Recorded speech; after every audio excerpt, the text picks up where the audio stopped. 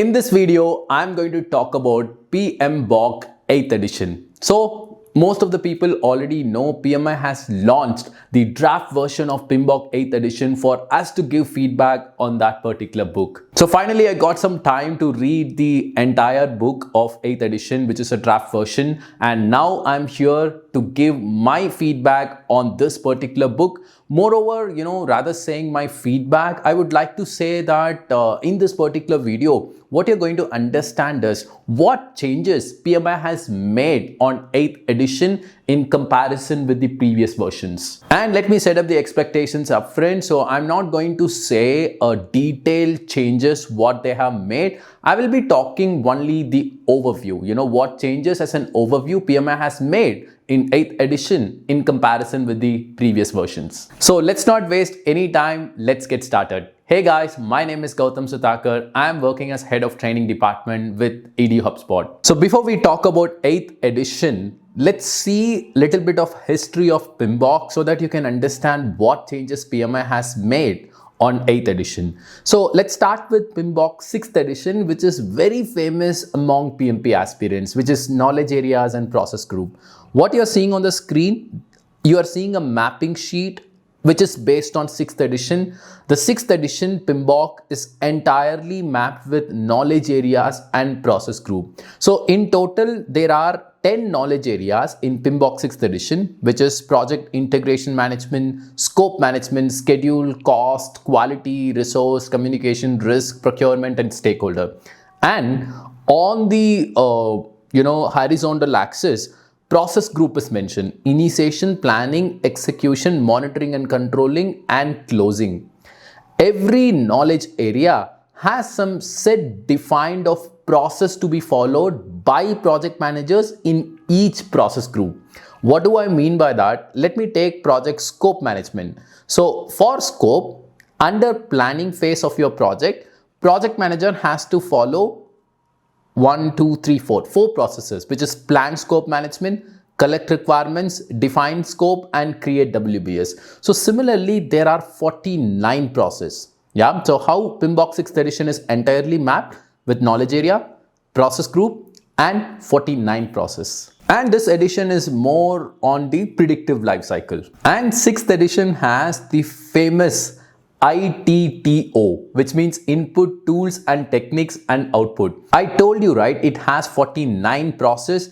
Each process will have some input that needs to be considered, tools and techniques, and output. Let me take one particular process. This process I have taken is collect requirements. You see, these are the documents. If you want to collect your project requirements and product requirements, these are the documents that you as a PM has to be considered. These are the tools and techniques you can use, and this is the output you should produce, which is requirements documentation and RTM, requirements traceability matrix. 6th edition is entirely based on this. Now, after 6th edition, PMI has launched PMBOK 7th edition. What you're seeing on the screen is the front page of PMBOK 7th edition. That's how the front page will be looking like. Now let's try to understand what is the difference PMI has made in 7th edition in comparison with 6th. This particular table you are seeing on the screen will clearly tell you what is the difference you have between 6th and 7th edition. Cool. As we already discussed, PMBOK 6th edition, every PMBOK is classified into two halves. One is a guide to the project management body of knowledge, and second is the standard for project management. You already know 6th, right? So 6th has knowledge areas and process group, which is initiating, planning, executing, monitoring and controlling, and closing.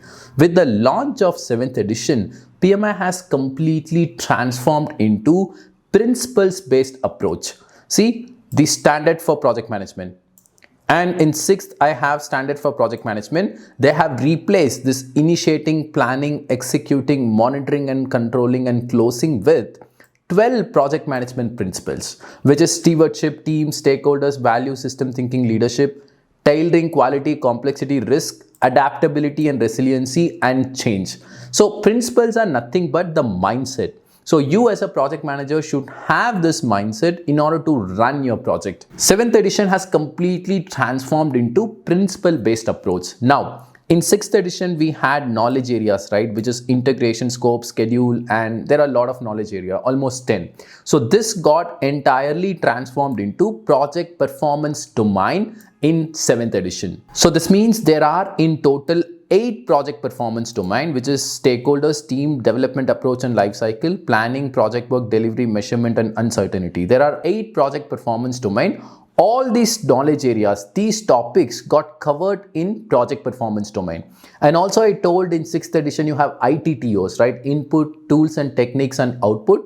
Those topics, not input and output, tools and techniques got covered in models, methods and artifacts. So as a part of this particular topic, tools and techniques are covered. By considering how the project management is evolving, PMI has made the 7th edition as completely a principle-based approach.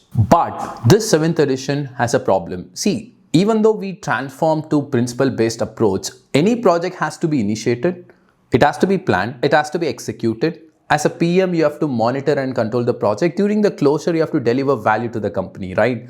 But that process group mapping was missing in 7th edition. Because of that, a lot of PMP aspirants faces difficulty in understanding, the PMP processes, the project management processes. So PMI is very smart enough to recognize this pain point very faster, and in order to supplement this 7th edition, they have launched another guide called process group guide. Now I will show you how the front page of process group guide will be looking like. So let me show you that. Here we go. So this is how the front group of process group a practice guide will be looking like. In this particular book, they have again brought all the process group into the picture: initiation, planning, execution, monitoring and controlling and closing. And that was very much needed in order to supplement 7th edition. And let me show you that. Here we go. As I already said, what you're seeing, it's a table, a mapping sheet of the book I was talking about, a process guide. You can see yourself: initiating process group, planning process group, executing process group, monitoring and controlling, and closing process group. And all the 49 process were back in this particular guide, but they have completely removed the knowledge area because, as I said, knowledge area already got transformed into performance domain. So then after launching this particular book, PMI said that if you want to really prepare for the PMP exam, you have to study 7th edition, which is a principle-based approach. Along with that, in order to supplement the 7th edition, you have to study the practice guide as well. Now let's talk about the 8th edition. I think you will be seeing this video around January 2nd week, I believe, of 2025. So 1 month or 25 days before, PMI has launched the draft version of PMBOK 8th edition for us to give feedback. I have entirely studied PMBOK 8th edition. Now in this video, I'm going to explain what is the change PMBOK 8th edition is going to have in comparison with 7th edition and the process group guide. It's very simple. The major change PMBOK 8th edition had was, so now as I said, we have 7th edition and process group guide. They have combined these two things, process group guide, the content in the process group guide and the 7th edition, and they made one single book called PMBOK 8th edition. That was a major change happened. Along with that, some other topics also got newly added. Let me discuss those topics as well. So what you're seeing on the screen is the draft version of PMBOK 8th edition, which is launched for us to give feedback. And in PMBOK 8 also, they went with principle-based approach. So how many principles they have defined? You can see here, 6 principles of project management they have defined in PMBOK 8, which is adopt a holistic view, focus on value, embed quality into process and deliverables, be an accountable leader, integrate sustainability within all project areas. In 7th edition, we had 12 principles. The 12 got compressed to 6. It doesn't mean like they have removed some of the principles from 7th edition, because I personally feel all those 12 principles in 7th edition had lot of redundancy. They have tried to avoid that redundancy and they have made the complete principles very simple. This is something I just loved it.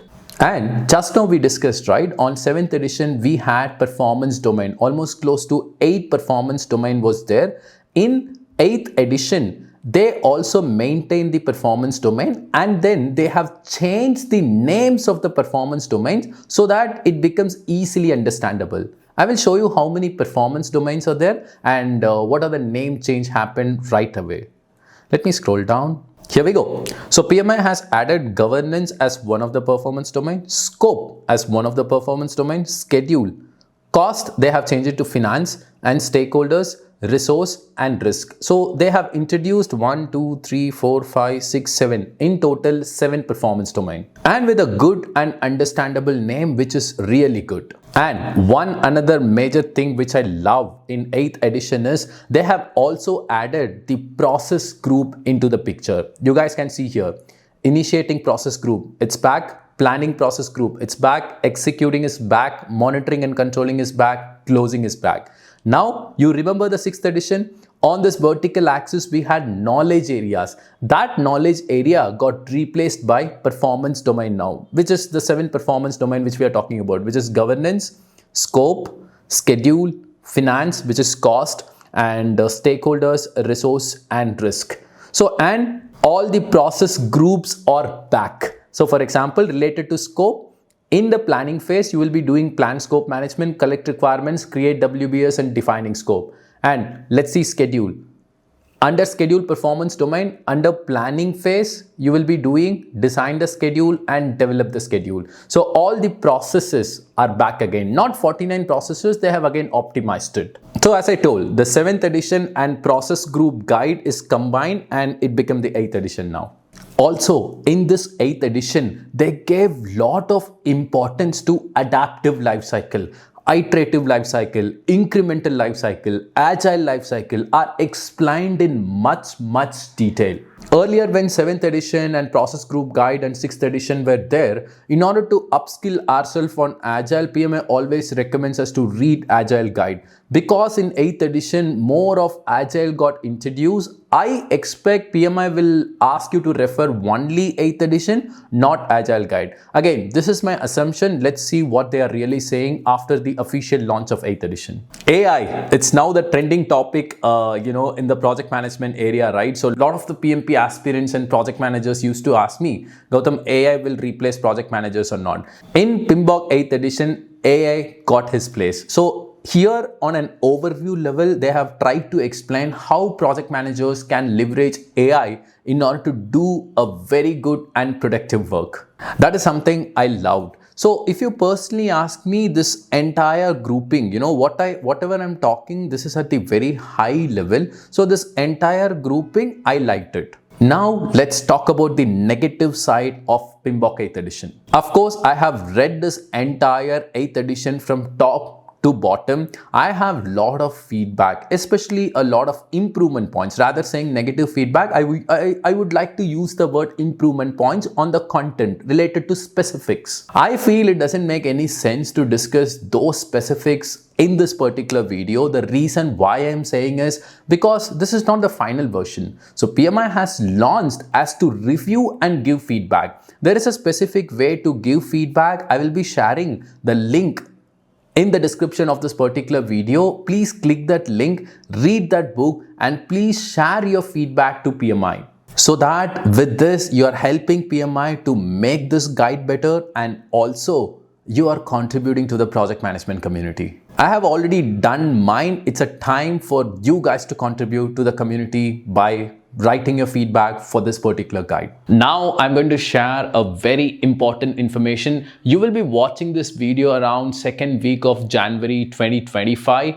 You guys only have time until Jan 19, 2025 to write your feedback on PMBOK 8th edition, which is you have time only until my birthday, because my birthday is on Jan 19, 2025.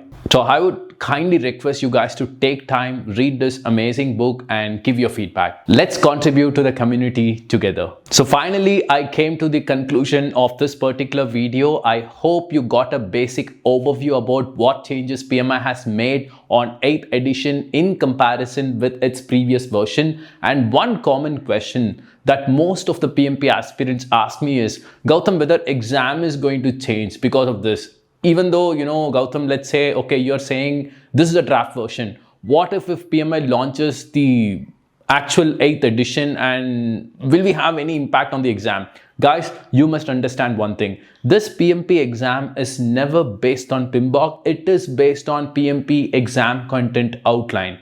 Even though when PMI launches 8th edition, unless until they are not changing the exam content outline, you are not going to have any changes in the exam. Now, if you ask my opinion, I feel once they launch 8th edition, they may change exam content outline a little bit because they have introduced AI as a part of 8th edition. Now again, I know what is the last question you will be having on your mind. Gautam, when do you expect, or when PMI will launch this 8th edition officially? To be very honest, I don't know. So what I understood, so this is the first draft version they have released. They have given us time until Jan 19, 2025 to write the feedback on the first draft. I expect they will make one more draft after incorporating all our feedback. Again, they will go for one more feedback session, and after that, I expect they will launch. So if you personally ask me, they may launch either in the last quarter of 2025 or in the beginning of 2026. Again, this is just my assumption. I hope you guys have enjoyed this video. I will be soon meeting you all in another great video. Until then, bye. Take care.